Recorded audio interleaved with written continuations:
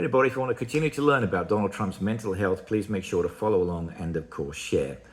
I said for years now that Donald Trump is a malignant, narcissistic sociopath in cognitive decline, and I can assure you his behavior is only going to get worse, and this week might be a prime example of that.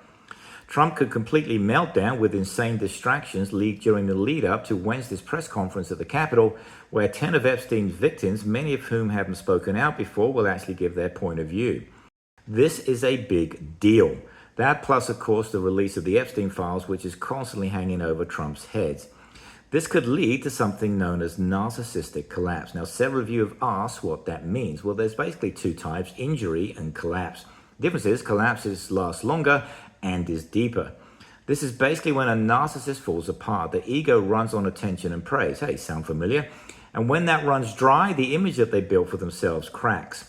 Without constant validation, recall the idiotic and pathetic cabinet meeting that was there to feed the narcissist, they can spiral, feeling depressed, anxious, furious, or ashamed.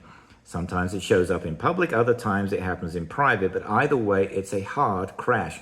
Death, not literally, but to Trump it might as well be, is essentially death by embarrassment, and that is the absolute worst.